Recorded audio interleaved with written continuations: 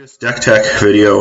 This is not going to be the real one, and I need to make some changes to this deck anyways once I finish the league that I'm playing in. So this is Narset Awaken. The idea for this is I was thinking about the card Narset Transcendent, and I was thinking that when this spoiled, everybody thought, wow, this is a really powerful card. It's a Planewalker that comes in with 6 loyalties. 6 loyalty, you can rebound any spell.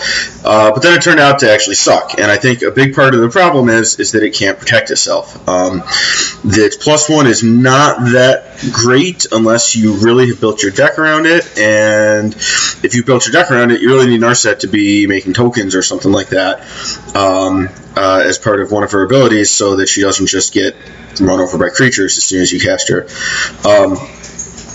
She does have a high loyalty, so you don't necessarily need to protect her the first turn she comes down, but you need to get there pretty quick. So I was thinking about that, and I'm like, well, how do I make Narset protect herself, or be able to be protected? How do I build a deck that can protect Narset and also have her +1 ability actually be a hit a lot of the time? And my answer was Awaken. So Awaken is a mechanic from Battle for Zendikar that allows you to pay an added cost to cast an instant or sorcery and make one of your lands into a creature. And that way, we can have a deck that can get creatures on the board, but is almost all instants of sorceries. As you can see, I've only got 5 creatures in this entire deck. And by the way, Narset also hits any non-creature, non-land, so it can hit.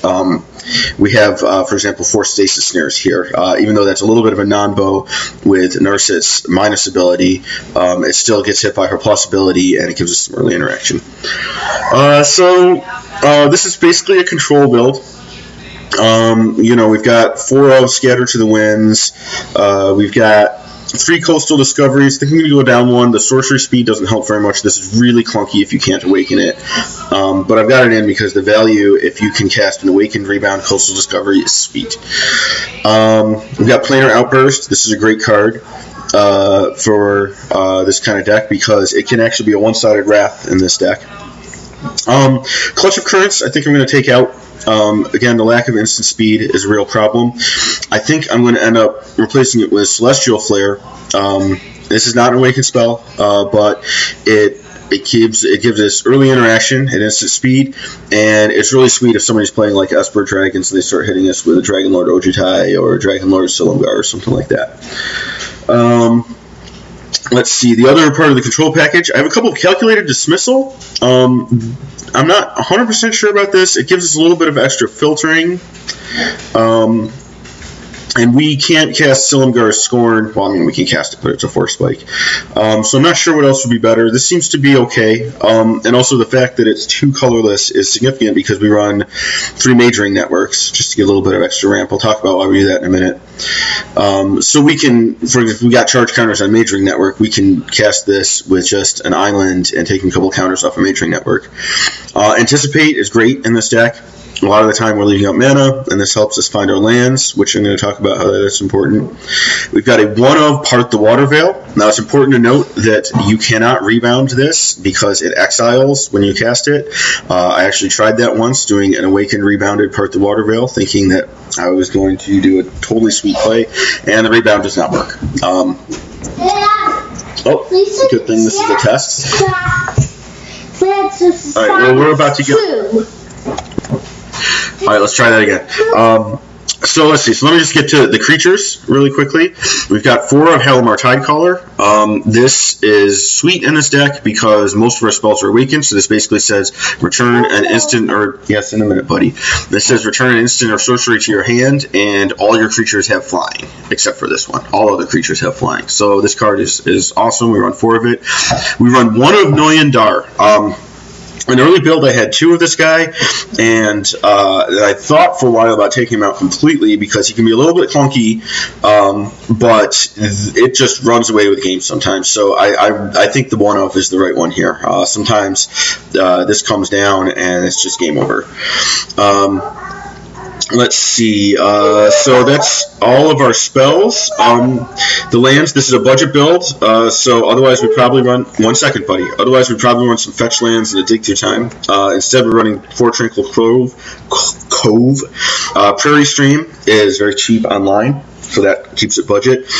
And as I mentioned, the only other thing, I'm recording a video, buddy, is I run 3 of Majoring Network. One of the problems this deck has is that your lands become vulnerable, and you end up getting mana screwed even though you draw lands. Because let's say I cast a Scatter to the Winds, and the opponent's an Awaken Scatter to the Winds, and think I'm all slick. I tap out to do it, and I counter my opponent's spell. This is awesome. And then my opponent casts a Fiery Impulse that's got the spell mastery, and oops, now I'm down a land.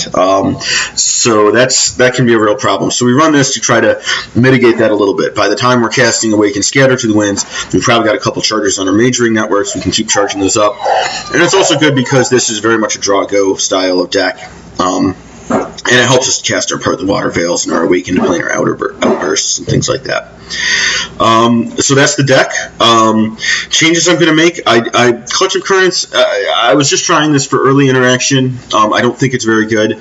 Earlier I had Encircling Fissure because it was an instant speed Awaken spell that gave us early interaction, which was pretty sweet.